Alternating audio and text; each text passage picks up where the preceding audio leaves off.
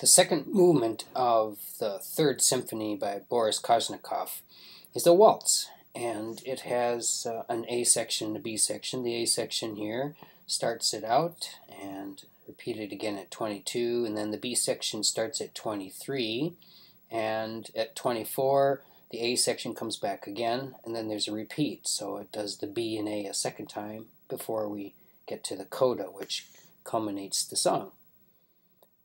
At the beginning, there's a simple soloistic duet that takes place, and interpreting this means for us to lean on beat 1 in the first measure, but in the successive measures, whenever possible, lean on beat 2. Beat 1, if that were the emphasis all the way through, would produce a feeling of strength, whereas emphasizing beat 2 produces a sensation of gracefulness. So we will have this type of melody interpreted like that. Underneath the duet, the French horns softly provide accompaniment on beats 2 and 3, and the euphonium has a foreshadowing role, just playing a couple of measures, but playing in a way that will come back in a larger way a little later on in the song. At 21, the flute joins in, and as well as the E-flat clarinet to play the same melody, and then after a slowdown, the French horn leads the ensemble into a repetition of this A melody at number 22, only this time it's more of an ensemble effect rather than soloistic. Again, we lean on beat 2 whenever possible, and we phrase it in such a way that produces a 4-measure phrase, and then a 3-measure phrase, and then a 4-measure phrase. So the middle phrase is a shortened phrase under our interpretation. And here the euphonium has the counter melody at 22, and this counter melody needs to be heard with an equal amount of force as the melody people, even though there's a lot of instruments playing the melody above. Then there's grace notes and a little short bridge that leads into the repeated section beginning at 23. Here the euphonium produces a new theme, we'll call it the B theme, and it's very lyrical, and the French horn roll complements some of the notes and helps to color some of the notes of this B melody. The crescendo and decrescendo in the euphonium is mirrored by the French horns.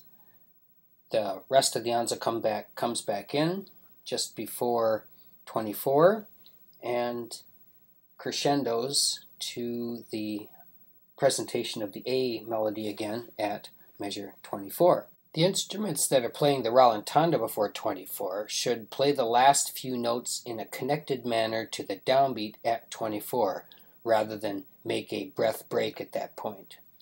A few measures after 24, the cornets play short responses to the melody that's happening in the clarinets and flutes.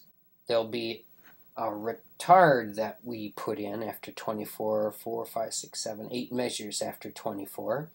It's not written in the music, but we think it's an appropriate place to slow down as we ascend and then go right back into tempo on that next measure. The short crescendo decrescendo on the 5th measure before 1 is played in unison from the woodwinds and the cornet section. 3 measures before the first ending, there's an ensemble piano, and all voices here immediately soften quickly. The last note of each of the short slurs on the 2nd and 1st measures before the first ending should be staccato in the same manner that the notes that follow it are staccato. After this section is repeated, the ensemble crescendos on the 2nd measure before 25 and gets to the coda, and here we interpret these notes as full value and legato in style. After a few measures, the legato quarter notes with a crescendo turn into accented notes, and then the rallentando, which leads to the final few measures played one beat in a measure. And what we try to do here is to make the speed of the last couple of beats of that rallentando seamlessly flow into the tempo of 1 per measure, so that there seems to be a continuation rather than a change of any kind of tempo. On the last few measures before the caesura, there is a hemiola effect that takes place in the entire ensemble. Beat 1 is accented, beat 3 is accented, and then beat 2 is accented in the following measure. This creates a sensation to the listener that the meter has changed on those two measures, even though it really hasn't. It's just the way the notes were grouped. The tempo of the final two measures is in 3, and the tempo is the exact same tempo as it was at the beginning of the song.